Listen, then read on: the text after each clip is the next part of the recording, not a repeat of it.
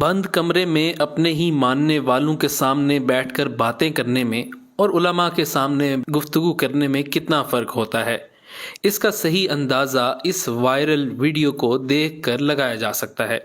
Engineer محمد علی مرزا، جن کو ہاں میں ہاں ملانے والے لوگوں کو اپنے سامنے بٹھا کر بات کرنے کی عادت ہے، جن کو یا تو اجازت ہی نہیں ہوتی کہ وہ اختلاف کر سکیں، یا جن کے پاس اختلاف کا حوصلہ نہیں ہوتا، یا پھر اتنا علم ہی نہیں ہوتا کہ وہ مرزا صاحب سے کوئی علمی اختلاف کر سکیں، ان کا شاید پہلی بار ٹکر کے آدمی مفتی فضل سبحان سے آمنا سامنا ہوا ہے۔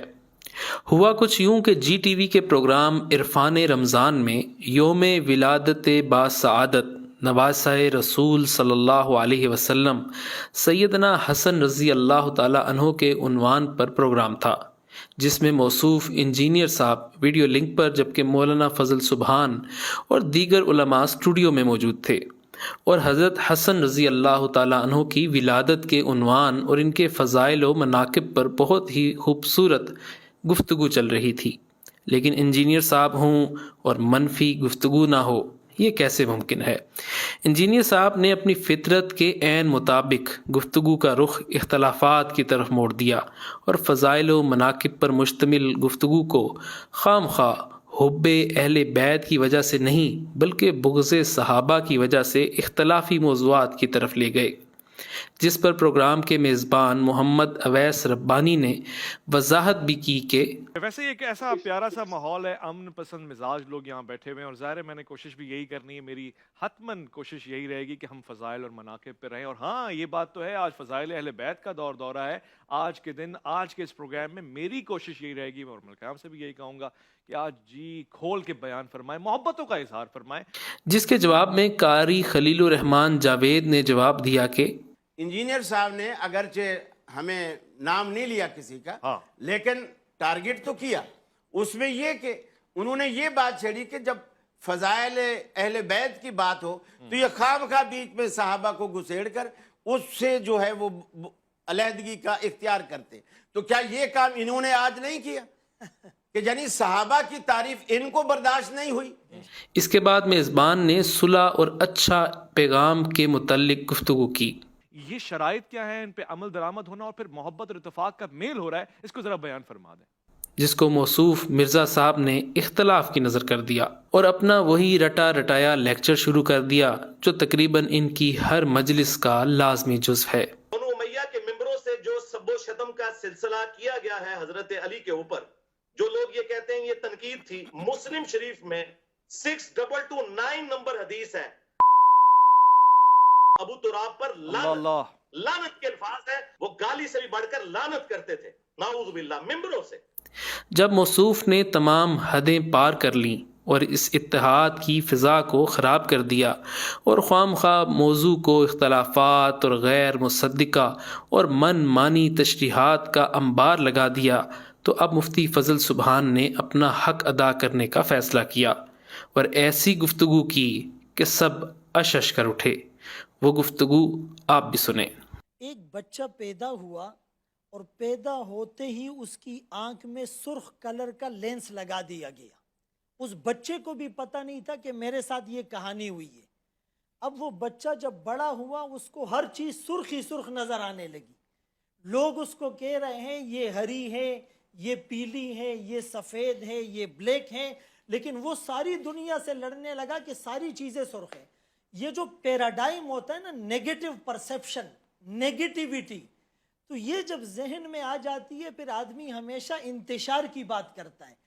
بنیادی طور پر ایک بات یہ ہے کہ یہ جو جملہ کہا جاتا ہے جی پوری حدیث بیان کی جائے، بعض لوگ تو حدیث بھی بیان نہیں کرتے، نمبر بتاتے ہیں، اور اگر پوری حدیث ہم یہاں بتائیں تو اس کے لیے اویس صاحب آپ کو چاہیے کہ مجھے 1 گھنٹہ دے، قاری صاحب کو 1 گھنٹہ دے، شاہ صاحب کو 1 گھنٹہ دے، پھر ہم پوری حدیثیں بیان کریں گے۔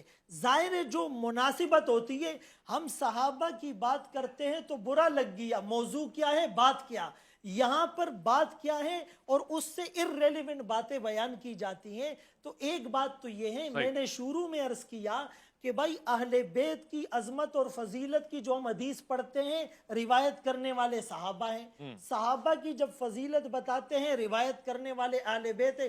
حضرت حسین رضی اللہ عنہ کے پاؤں سے مٹی حضرت ابو ہریرہ نے صاف نہیں کی، حضرت عمر رضی اللہ عنہ نے کیا ان کے وظیفے مقرر نہیں کیے؟ صدیق اکبر رضی اللہ عنہ کے گھر میں خود امی فاطمہ فرماتی ہے جب بھی میرے بیٹے نہ ملے تو وہ صدیق کے گھر میں ہوں گے۔ یہ ساری چیزیں ہمارے سامنے نہیں ہیں۔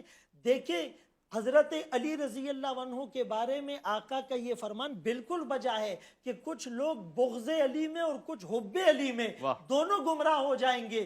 تو اگر کچھ لوگوں پہ بغض کا الزام لگایا جا رہا ہے تو دوسری طرف کچھ لوگ حب علی میں یا اہل بیت میں صحابہ کی وہ تنقیص نہیں کر رہے ہیں۔ یہ رسول اللہ صلی اللہ علیہ وسلم کی حدیث موجود نہیں ہے بخاری اور مسلم میں کہ لا تؤذوا اصحابی، میرے صحابہ کو تم اذیت نہ دو، اور تمہارا احد پہاڑ جتنا سونا خرچ کرنا اس کی دی ہوئی نصف مد یا کھجور کے برابر نہیں ہو سکتا۔ کیا یہ ترمذی میں نہیں ہے؟ اللہ اللہ فی اصحابی، میرے صحابہ سے ڈرو، لا تتخذوہم غرضم، ان کو نشان تنقید اور ہدف نہ بناؤ۔ لوگ ان سے محبت کرتے ہیں میری وجہ سے، لوگ ان سے بغض کرتے ہیں میری وجہ سے۔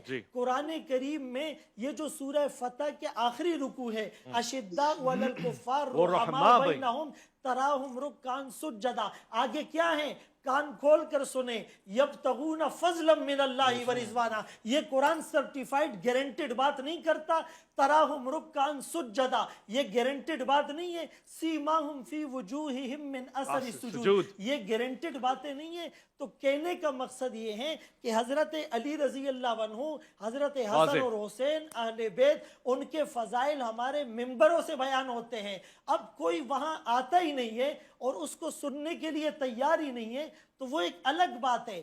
عظمت صحابہ کی بات اگر کسی کو بری لگتی ہے تو یہ ڈنکے بجتے رہیں گے، اہل بیت کی محبت کے ڈنکے بھی بجیں گے، عظمت صحابہ کے ڈنکے بھی بجیں گے۔ وہ امیر معاویہ رضی اللہ عنہ کا نام لیا گیا، یہ میرے آقا کی لسان نبوت کی دعا نہیں ہے، اللہم اجعلہ ہادیا مہدیا واہدی بھی۔